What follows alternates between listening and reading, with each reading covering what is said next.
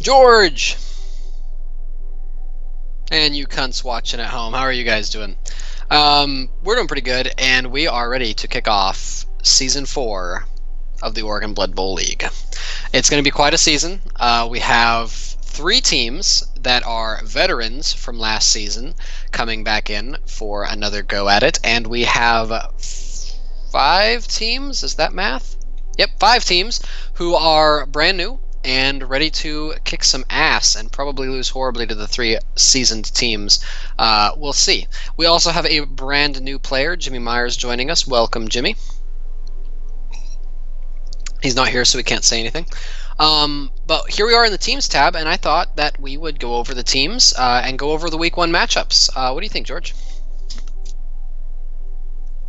Well, first off the bat, we've got the Red Cross Disaster Relief weighing in at a whopping 1,340 points. That is quite the team value. They were the Season 3 winners last season, and we actually bought a physical trophy and had Ryan's name engraved on it to signify that he is a winner. So he will be getting that in the mail sometime this week, and it will be his responsibility to mail that to this season's winner and engrave their name on it as well. So that'll be kind of cool, kind of a nice incentive to actually do well in the season. Looking at his team here, he's got a level 3 Chaos Warrior with guard and block. He also has a level 3 Beastman with horns, block, and what's this other ability? Mighty Blow, so he's out to hurt people. He's got a level 2 Beastman with, it looks like, Wrestle. Yep, Wrestle, so he's out to hurt some little dudes. A level 2 Beastman with block and some kind of injury. So his team is not going into this unscathed. He has a smashed ankle. He lost a point in movement, so that Beastman is now sort of a lineman. And another level 2 Beastman with block. It's a powerful team. He really doesn't have any disadvantages here, except that he's got a lineman who moves 1 square less, which is fine. He just doesn't need to move the ball as much. And holy cow, that 1,300 team value, that's going to put a lot of his opponents at a huge inducement level. So a lot of his opponents are going to be running into his games with extra rerolls, extra players, maybe some star players. He's going to have to keep an eye on that. Some early injuries on these Chaos Warriors could really hurt his team, but I think he's going to avoid it nicely with that Armor 9. Any insight into Ryan's team, George? Do you think it's going to do well this season? It was last season's champion.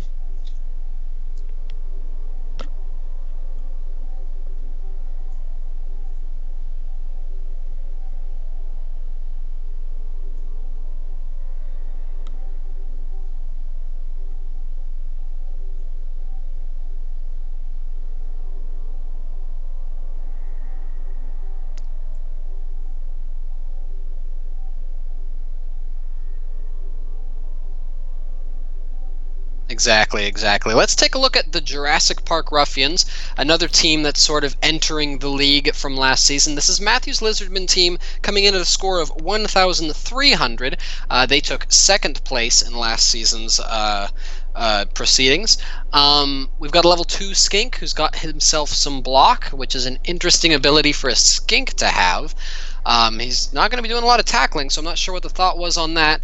Another level 2 Skink who has increased his agility value. That's pretty good. A 4 agility is absolutely insane. If you can level up that agility any higher, that Skink is going to be untouchable. Another level 2 Skink with, it looks like, Sidestep. Which is great. For those of you that don't know Sidestep, if he gets pushed, he gets to choose which square he gets pushed to, not his opponent. So that's a really good defensive ability. He is a level 2 Saurus with block, and 3 more level 2 Sauruses with block. So he's got quite the strong line. He's looking like dwarves almost. This is going to be a tough team. Ryan sort of steamrolled him last season in the finals, but I don't think that's going to happen again, especially if he puts more levels on these skinks. What are your thoughts, George?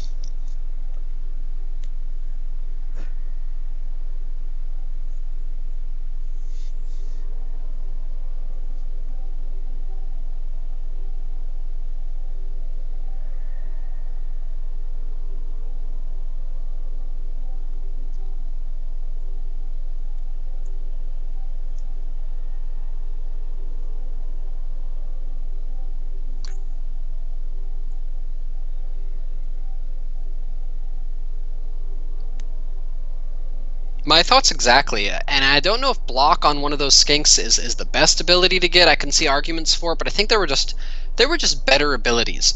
Um, Now, something we noticed a lot last season from Matthew was these Saurus with block. They're very, very important players for him, but he tends to load them onto one side of the field. He doesn't really pay attention to which Saurus have block at any given point for positioning in the opening of the drive, which leaves him very open. His opponents, who do pay attention to which units have which abilities, will often just rush the side of the field where the Saurus without block are for that extra advantage. So he needs to pay attention. He needs to balance out those Saurus with block. And I think you're right. I think losing one of those skinks is going to be painful for him. Notice he's coming into this with 11 players, so in the event that he does lose a player or two, he's actually going to be down players.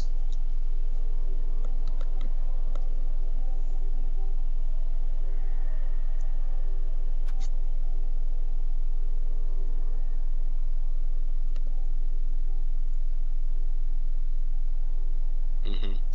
Let's take a look at Blitzstrider next. This is Robert's High Elf team, and this is the third and final team that's coming in from Season 3 with some proficiencies under its belt.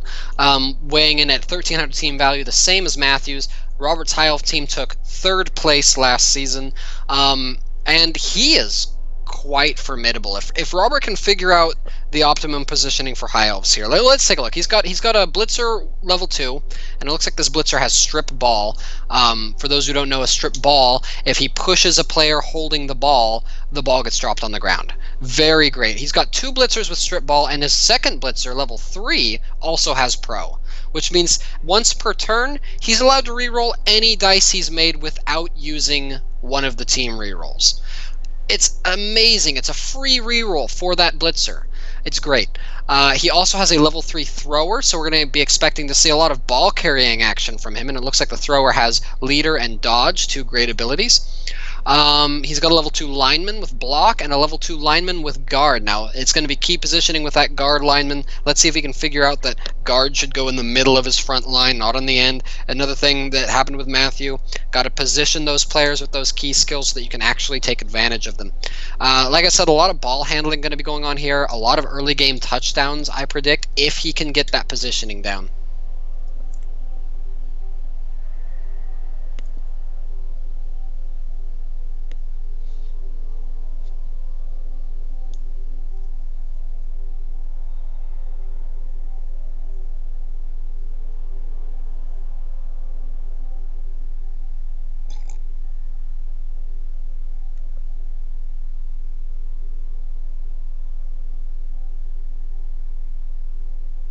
Exactly, and I think this is really the team to watch out for to compete against Ryan's Chaos team, just right out the bat.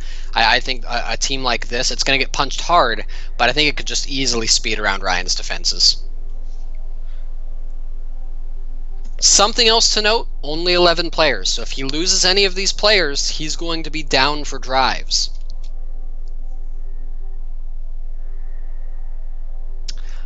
We're getting into new teams for the season. We have the Wimshire Warthogs, the human team led by Gavin. Gavin took last season off, but he did play seasons 1 and 2, not placing first or second in either season, unfortunately. Pretty standard lineup. He did opt to purchase the Ogre, as well as 2 Blitzers, a thrower, a catcher, and various linemen, running in at 13 players. He's got quite a few extra linemen there, just in case some of them get those early game injuries against these very high-level punching teams. In terms of rerolls, he went with a standard 2. Also opted to buy 2 cheerleaders and an assistant coach, which is very unorthodox. You don't see that very often. Maybe could have saved that money up for an apothecary or even another lineman. Not sure how I feel about that. What are your thoughts?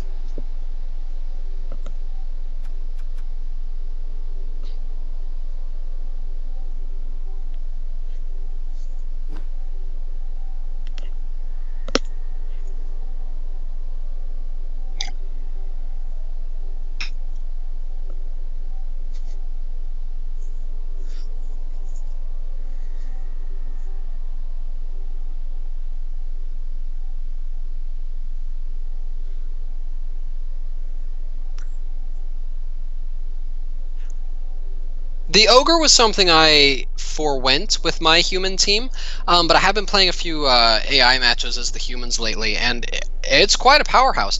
I think the decision to play the ogre here was because of that high-level chaos team. He needed something to stand in the middle and hold up to the punching.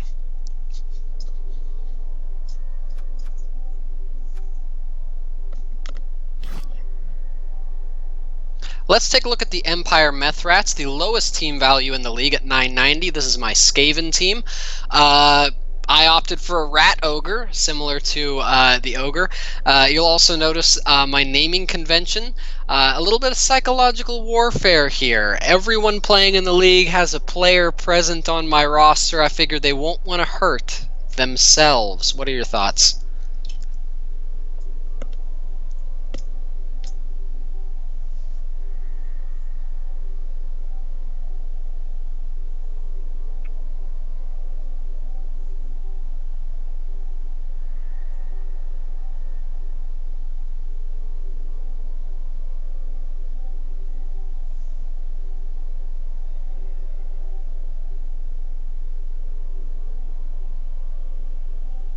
Oh, you're in for a treat. They are nasty. The Empire Methrats, of course, will be going first place this season.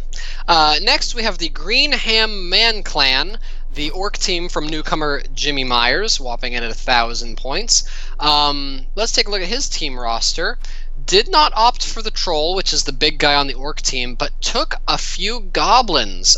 Goblins, of course, not really prevalent on many Orc teams. Oh, he did opt for the Troll. I see Pumbaa now. Not really prevalent on many Orc teams because most Orc teams focus on punching.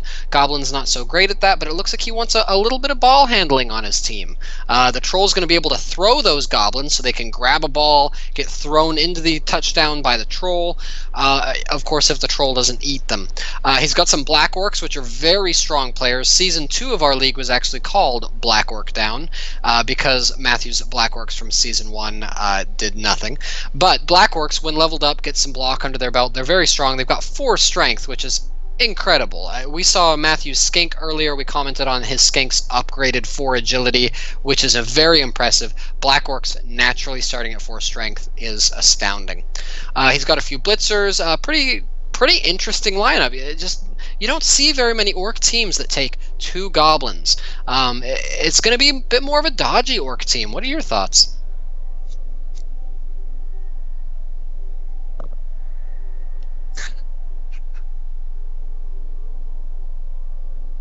Hey, no, you've got Pumbaa the Troll.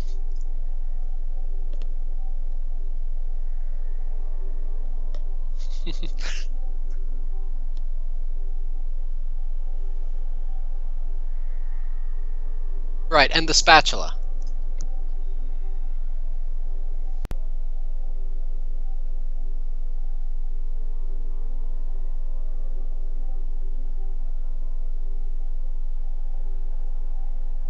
Oh yeah, they'll give Saurus a run for their money, that's pretty sure. Taking a look at Lydia's Chaos team, it's not Circus this time. She got to make her own team, the Nocturnal Giant Slayers, with, oh my gosh, those names. She ran a pretty similar team to her build last season, with a Minotaur, some Warriors, some Beastmen, only 1 reroll like last season, 3 cheerleaders, she really likes those. Nearly identical to her last team, but maybe Nuffle will give her a little bit more power this time because she got to name her players.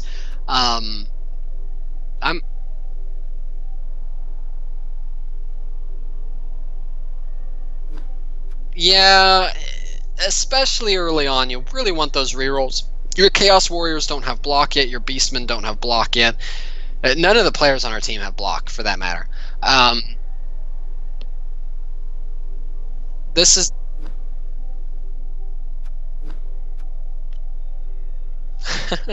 yeah, that would have been pretty good. Really, though, after seeing her performance last season, she has gotten much better. That being said, the team's a bit subpar. I don't like seeing the Minotaur this early on. A few more Beastmen would have been better. No cheerleaders, and definitely 1 or 2 more rerolls. The last team in the league, your Lizardman team, the Squashed Lizards. Why don't you give us the rundown?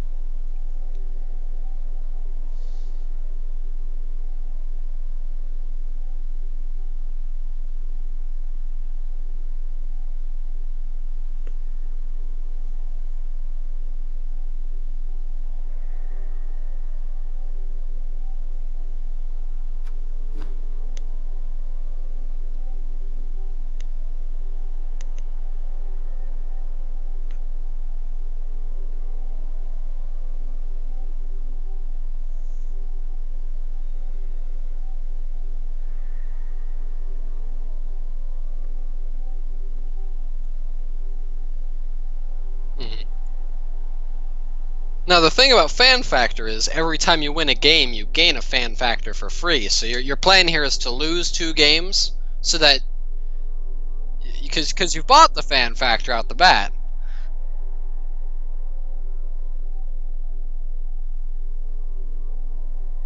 Oh, I see.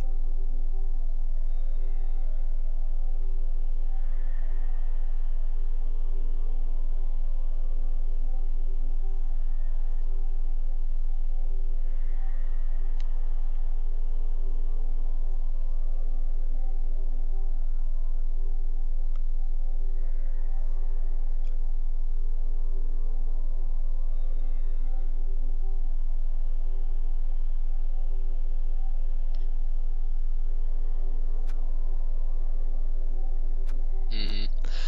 Let's take a look at the schedule next. You're not going to like this very much, George. Day 1 here, we have the Jurassic Park Ruffians against the Squash Lizards. That's the Lizardman dual combo.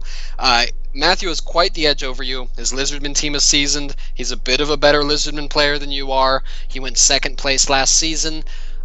Last season, you remarked that your game against Matthew, you treated it as a learning experience. It gave you the opportunity to kind of figure out how Lizardmen are supposed to be played. What are your thoughts going into this match, very first day 1 match?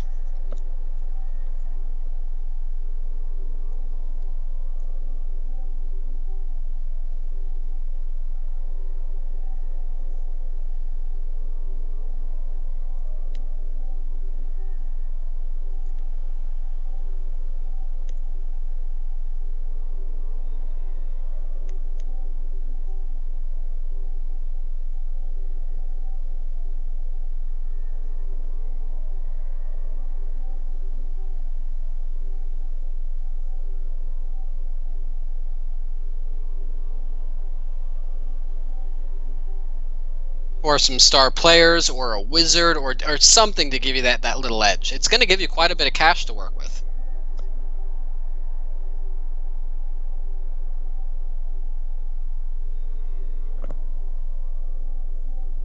Uh,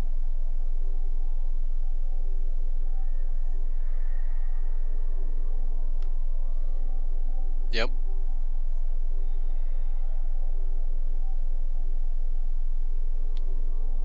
Are you going to be punching some skinks? Oh man.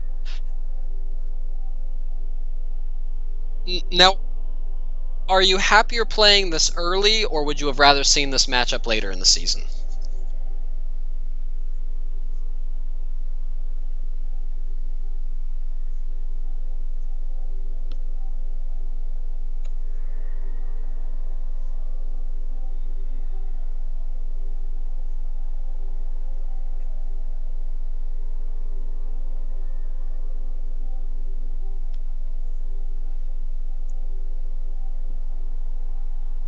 Mhm.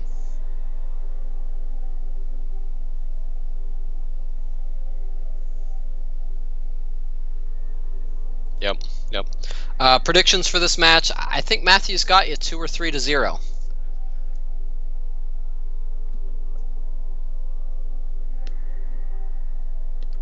Okay. Moving on to Blitzstrider versus Red Cross Disaster Relief. Wow. Very first day, we've got the two most experienced teams in the league, barring Matthews Ruffians, just hamming each other. We were talking about this matchup earlier when we were looking at the teams. Robert needs to run around him, and Ryan needs to punch. What are your thoughts?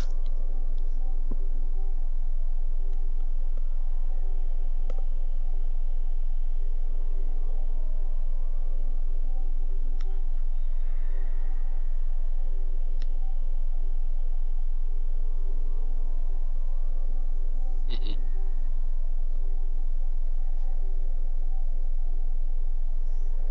Oh, yeah. Yep. And you know what? I think that they are.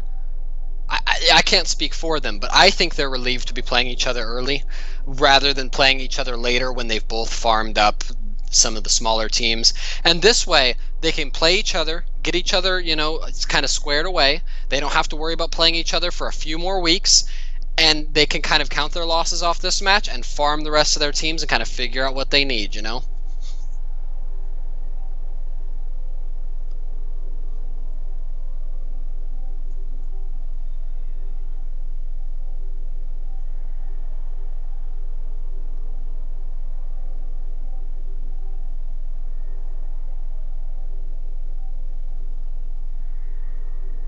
Hmm.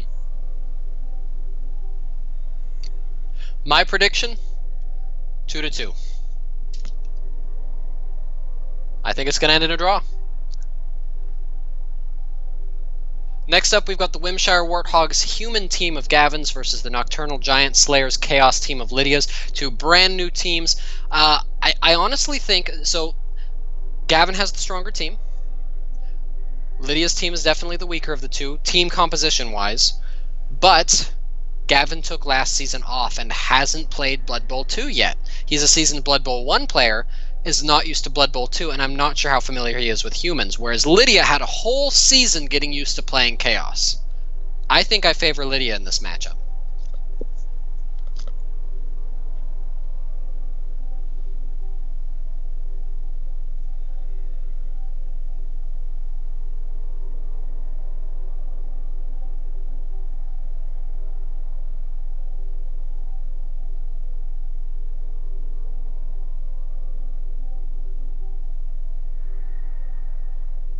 No, he's playing the Wimshire Warthogs. She's playing the Nocturnal Giant Slayers. Yes. I think this one's going to end in either a 1-0 to the Chaos or a 1-1 tie.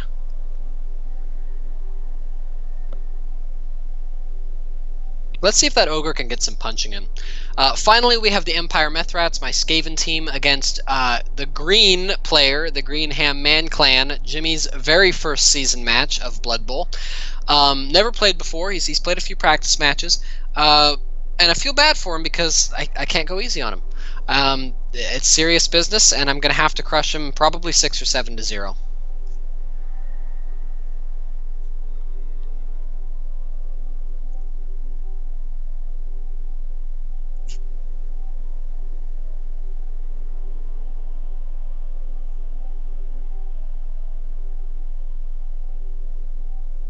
Well,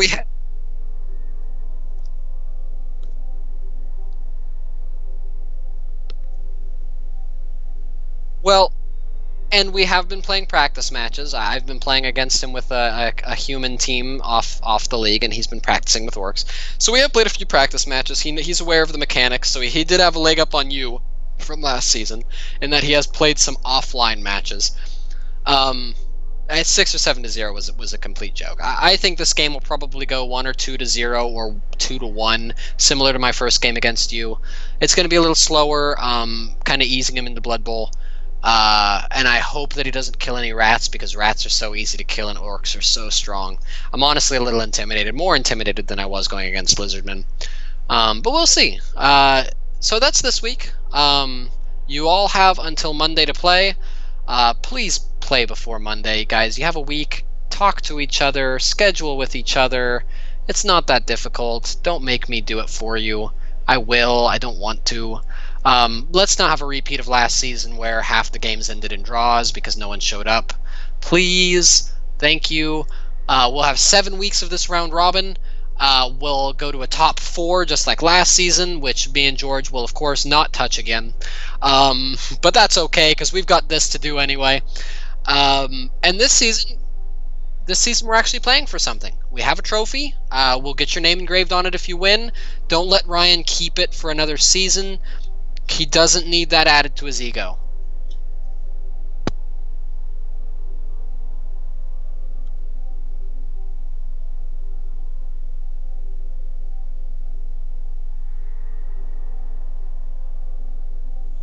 Yep. Don't procrastinate it. It's an hour out of your week. You can stop masturbating for 1 hour to play Blood Bowl for that time. Don't down yourself. Don't down yourself. All right. I'll see you guys all out in the pitch. Good luck to all the teams. Good luck, Jim. And we'll see you guys later.